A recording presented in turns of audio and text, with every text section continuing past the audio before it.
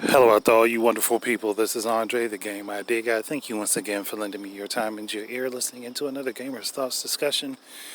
And this one in particular is something I wonder if people ever think about when they say they want improvements from Nintendo.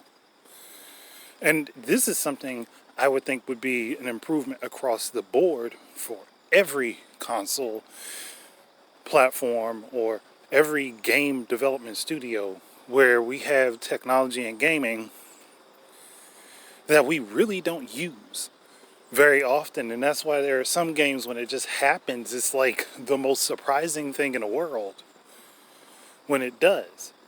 So I'm sitting here thinking to myself, like, yeah, graphics are a great improvement. When you want your games to look better, fine. But again, personally, graphics don't do it for me. Now, frame rate, I think, is a little bit more important than graphics. And yeah, sometimes there can be issues with frame rates in certain games on the Switch. It's been documented. It's not like it's as horrible as people make it out to be, where games are running at sub 20 frames per second throughout the whole game. That's not the case. But people make it sound like that. But to be honest, I'm like, wouldn't you want games to improve in other ways other than just visually? I mean, yeah, 30 frames per second is manageable for most games.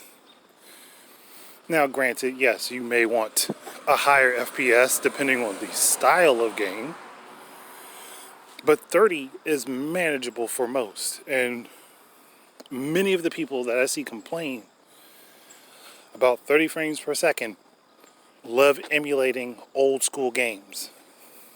And it's been proven before that emulating an older game without some sort of modification to the code, emulating an older game at a higher frame rate than it works at, actually messes with the internal physics of that game. It's been proven before. Hell, it happens with Breath of the Wild when people force it to play at 60 frames per second when they emulate it on CMU. So, hey, it happens. If a game is developed around a particular structure, framework, frame rate, all that stuff, it's best to allow the game to play in that manner. But that said, why don't we push more for this technology to be used for other means?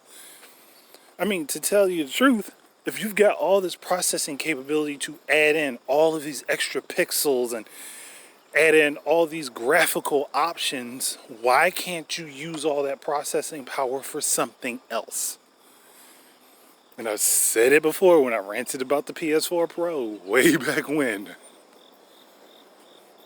If you have the capability of running games at 4K, that means you also have the capability of having the computer, the CPU of the console, actually adapt the difficulty of the game in and of itself. That's something you can do.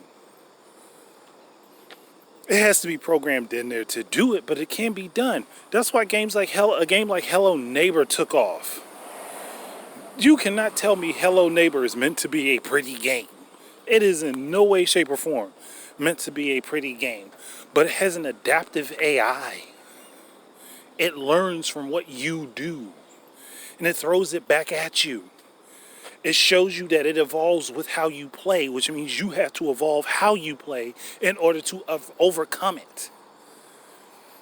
Another game that does it, that people probably don't even realize does it, is both Smash 4 and Smash Ultimate because of the amiibo.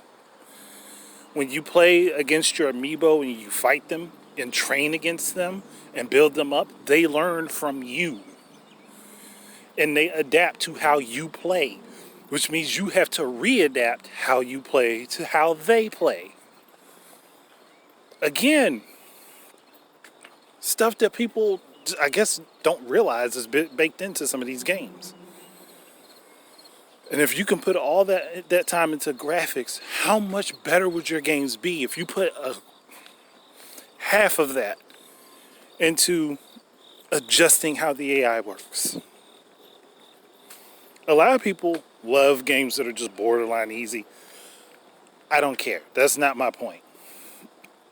But you can still have an easy game that adapts to the player, that adapts to your play style, that makes you rethink how you approach situations.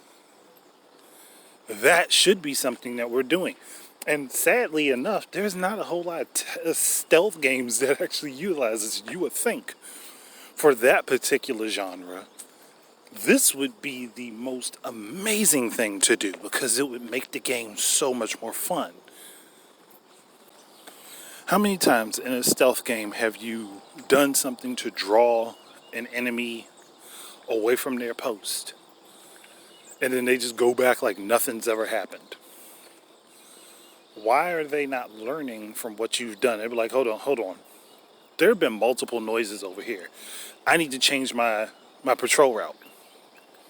Or we need to have somebody else come out here and keep an eye on this location. Why doesn't that happen? You would think that, hey, that would make a lot of sense. I mean, Forza also does something like this. Which one? I think it was, I want to say it was Horizon that did it, the latest one. The one before the one that they just announced. Where the game tracks how you race. And it will keep a clone of your racing profile online so other people can race you even if you're not there. Again, it's the game adapting to the player or adapting the player. Killer Instinct also does this. Can't remember the name of the game mode, but it does do this where it keeps a copy of your play style, your latest play style, and adapts it for people to be able to play against. Again, options are there. They're available. But we don't see it happen very often, and we don't see anyone push it to its boundaries outside of Breath of the Wild. That's why that game is so loved and adored, even though it isn't the most graphically impressive. It doesn't have the highest frame rate. Honestly, it isn't even the smartest game, but the game adapts to you as the player. And there's a lot of things that you can do. Hell, another thing would be physics. I have no idea why so few games have physics where we can destroy whole buildings or anything in the environment is destructible. That should be the case now. That should be normalized, especially in an open world game. That should be something that every big major game like that takes time to make happen. And again, there are games that have done it, just not very many. And the few that did do it, I don't think that they really took off the way that they should have. I don't know, I guess just as a gamer that would be more entertaining to me than worrying about how pretty the game is. Yes, depending on art style, a game can look very pretty and remain so for a long time. But sitting down just thinking about, we gotta make these graphics look as realistic as possible, that's going to hit a ceiling every time you do it. And it makes older games look less and less realistic and less pleasing to the eye for the people that are playing. Again, me personally, not a big deal because I don't care if a game is the prettiest. I care more about the gameplay, how things work in the game, how I can interact with it, as well as like story, music, atmosphere, and all that stuff. Graphics are pretty much the bottom of the line for me. I like good graphics. Anyone does. But there's other things that can mitigate the need for great graphics. Someone could right now make a game that looks like it was built for the PS1 and incorporate all of the things that I just talked about, and that game would be amazing. And I'm pretty sure that there would be a lot of people playing it, especially on the PC side of things, because PC is all about adjusting everything to your liking. So on the PC side of things, somebody could do that and make it a game. Hell, they could even release it at 480p and it would still do well. I could see that happening today if somebody made a game amazing enough with all the things I just talked about, and they made it 480p looking like a PS1 launch title. I know I would be happy to play it because it's more like yo, I didn't know I could do all of this. I didn't think that I'd be entering into this game where I can blow up a building that I just went inside of and looked around the whole building and I blew it up. And it's not some sort of story-driven thing. It's just something you can do in the game. Or, hey, the police are after me. I've learned how to evade them. They've started figuring out my tactics for evading them, so I have to change my tactics. Again, this is stuff that can be baked into a game. And even better, with all the technology we have right now, it is highly possible. So I'm just like, why are we so focused on graphics when there's a crap ton of other improvements that could be made to gaming that will make games better, they would last longer, and guess what? They wouldn't have to be more expensive in order to run these improvements because they've already made the expense in making the games more pretty.